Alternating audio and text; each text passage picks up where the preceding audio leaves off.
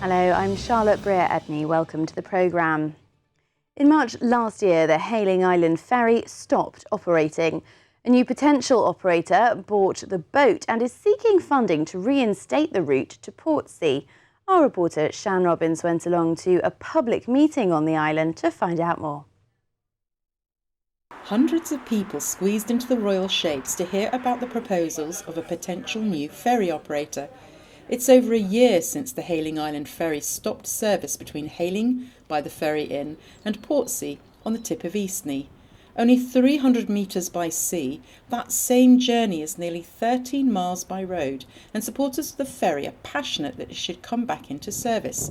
Pauline Scutt has lived on Hayling since 1967. When we moved here, we were told that there was going to be another road built on and off, and that went by the board. When the government changed, the whole idea changed. So we're only left now with one road on and off, and the ferry, which has been the most marvellous support to Hayling Islanders and to people from Southsea and Portsmouth. And not only them, we also had a man in here today who's a walker. He lives in Sydenham in London, and he says this is the first year in over 30 years that he hasn't been able to cross over on the ferry. And he thinks it's an absolute outrage. And it's not just that, it's that whole concept of having, this is an island. We've got no special credit from the EU because we've got a little bridge off. But the children of Hayling have got absolutely nothing. They've got no advantages except if they want to go out, they can get on that ferry and they're off. And if their friends want to come in, they can come in. Otherwise, it's a huge problem. The price of the transport, the buses, are extortionate. The last bus on and off Hayling now is £5.45. We're not all rich people able to keep our own cars. There's a huge number of children and old people who can no longer drive, who are completely dependent on that ferry. Trayte Marine bought the pride of Hayling ferry boat about 6 months ago with the aim to reopen the route. We intend to run 3 trips an hour, and we're looking about £5, £5.50 return.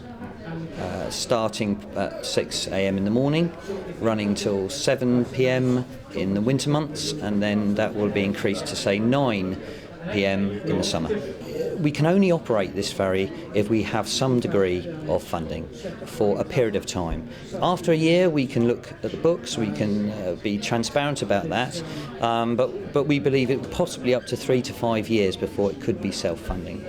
A major cost to any ferry operator is the cost of the licence to operate and use the pontoon. The Langstone Harbour Board were challenged by the public on why the licence currently costs over £19,000. One of the reasons is that the average annual maintenance cost of the pontoon is £32,000 and 80% of its use is by the ferry.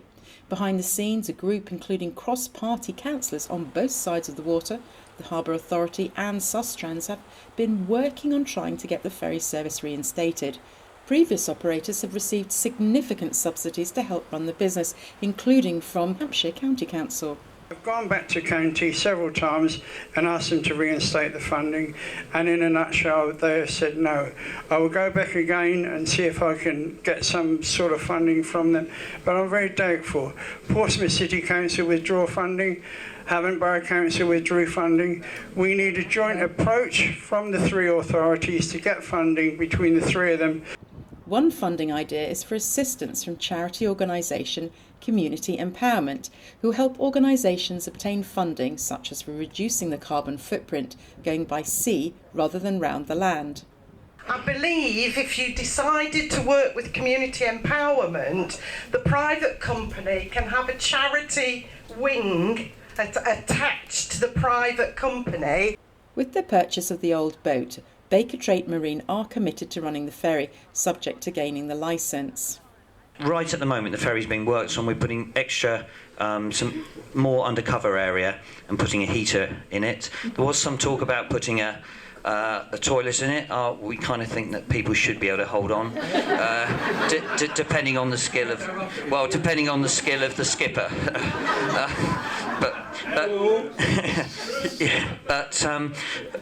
We are a marine industry. We've got 23 years plus experience. The public meeting was organised and chaired by Hayling Island Labour Party. A gent declaring himself to be a Liberal Democrat briefly hijacked it before cross-party order was restored. This is a result of anyone that's voted for the Tories and the subsequent cutbacks. That is the reality. That's the reality. No. The reality is that you are having cutbacks because of what has been forced upon you. No. Sorry, this is a political. This is the event of your voting. This is what happens to your vote. You're at the wrong meeting. How is this the wrong meeting? And how it's funded? It's your taxes. It's your taxes, or the withdrawal of your taxes.